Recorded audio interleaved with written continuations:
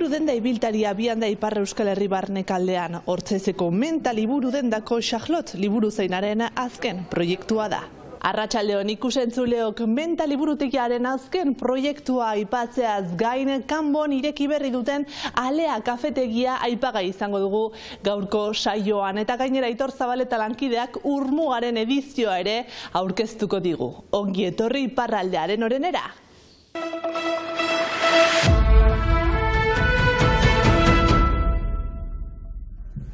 Menta liburutegi ibiltaria abiatu daia da. Furgoneta errepidean dabil herriz-herriko itzuliak egiten helburu argi batekin, liburuak jendeari hurbiltzea. Oartu niz, bazirela erremuak aski urrun direnak mentatik, eta usu gomitatua izan niz gertakarientzat, merkatuentzat, eta bai oartzen niz bazera eskaira bat, sustute euskaraz. Eta pixkanaka ideia handitu da eta erabaki dut jendearekin, kamioi bat erostea. Duela hilabete jarri zuen martxan liburutegi ibiltaria Charlottek. Momentuz, asteazken eta ostiraletan abiatzen da eta herrien itzulia taldean prestatzen du joango den tokiaren eta herritarren baitan. Lekuak hautatu ditut, zentadeia han bezeroak baititut, eta bazen bai eskaira. Eta leku guzietan baditut harremanak lekuekin, adibidez Lartzabalen bada Ezpeletena, da ostatu kulturala, eta deia antolatzen dituzte zenbat gertakari, animazioa, eta nahi nuen liburuak gehitu, ez dakit nola erran, baina bada deia dinamika bat, eta ni etortzen niz gainera. Iparraldean hiri eta herri handienetan salbu ez dago liburu dendarik. Maleruski ez baita posible iritipi guztietan liburu denda bat ukaitea, ez da posible, baina kamiona da alternatiba bat. Bai. Furgonetan eramaten dituen liburuak hautatzea ez da erraza. Ez zaila da, hautatzea zenta bada leku gutiago, baina ala ere da stoka da pixkat menta bezala, beraz pixkat denetarik denentzat, biztan da euskaraz eta frantsesez, eta bada stoka finkoa eta gero moldatzen dut pixkat hautaketa. Beraz adibidez, Lartzabalen badakit, badira euskaldunak gehiago, beraz hartzen ditut euskarazko liburuak, gehiago pixkat, eta adibidez joan den astean Azparnen nintzen, festivalaren zat, eta hartu ditut poesia edo liburu ederrak, moldatzen dut hautaketa. Baina barnean badira deia kasik 600 liburu. Manaketak ere egiten ditu eta proposamen berriei ere irekia da. Duela 4 urte zabaldu zituen ateak Urtzaizeko dendak eta bilan biziki positiboa egiten du. Izan ere, liburu denda izatea zarago, kulturgune ere bilakatu da, liburu aurkezpen, atelier, topaketa eta kontzertuekin.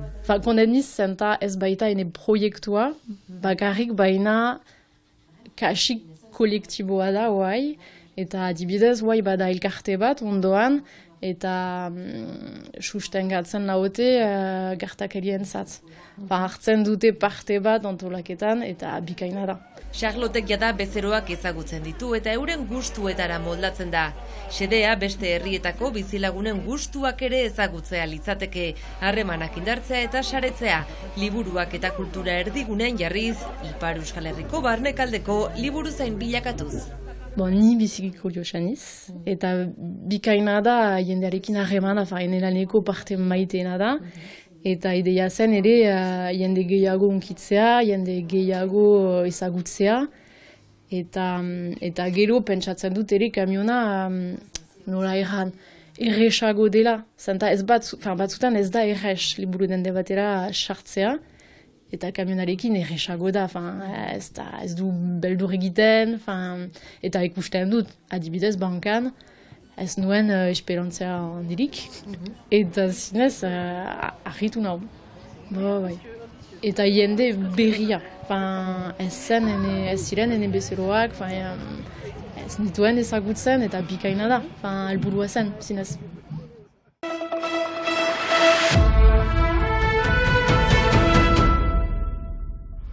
Kafe saltegi berri batek ateak ireki ditu Kanbon. Iban Iriarturrutik eta Leo KGGek kafe salmentaren abenturan murgildu eta alea irekitzea erabaki dute.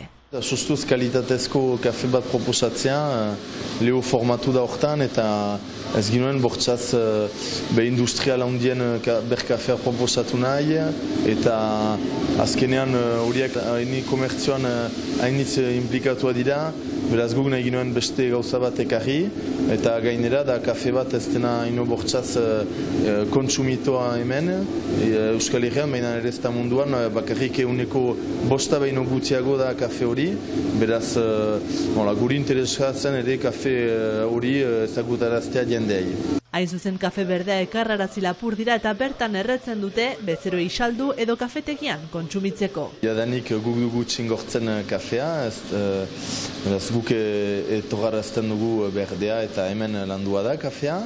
Baina gainera guk proposatzen ditugu bakarrik berezitasunezko kafeak, dira goi mailako kafeak.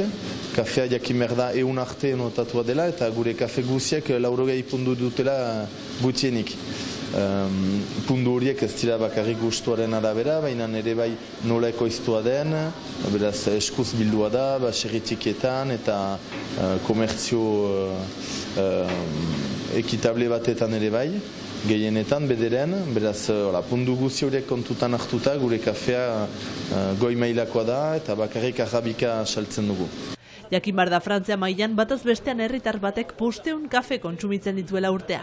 Bederen bat egunero, baina batzontzat askoz gehiago ere eta da orain oartzen gira jendeak geroztak gehiago interesatzen dira bere kafeari, prezioa emaiten dute usutan makina batetan eta oartzen dira ere gustuak ezberdinak direla, gauza hainitz bada kafean eta gustua ezberdin hainitz ere, pixka bat gaur egun arnoan egiten den bezala, baina kafean ere hori lortzen aldugu. Gure helburua ere da denek edo interesa dutenek erostea eta ez eta zailtasunetan izaitea kafe hori erosteko etxerako, baina segur da maleruski prezioak igotuz denentzat zailago dela kafe ona erostea.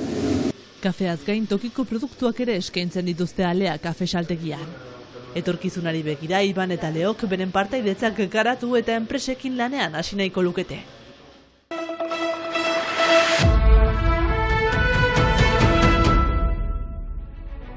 Mendia, kultura, musika eta herria elkartzen dituen Urmuga ekimenaren 6. edizioa uztailaren 11tik 31 iraganen da. Urtero bezala, gure geografiaren mendebaldetik ekialderuntz, uztailaren 27an iritsiko da Baigorrira.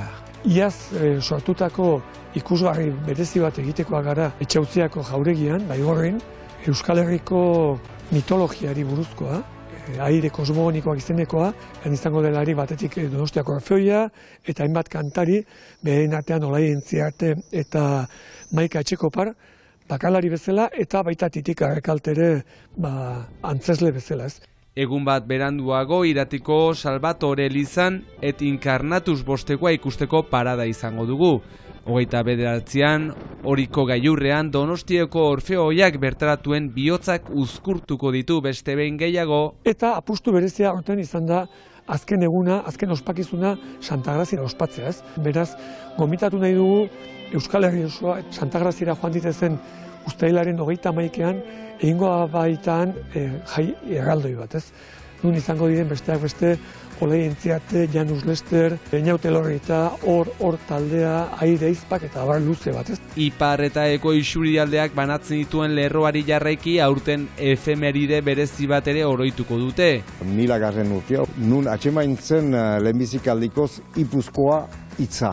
Eta horren ospatzeko 3 ekitaldi biziki importantak izan dira, bat Altzon, bestia Leitzan eta bestia San Juan de la Piñan.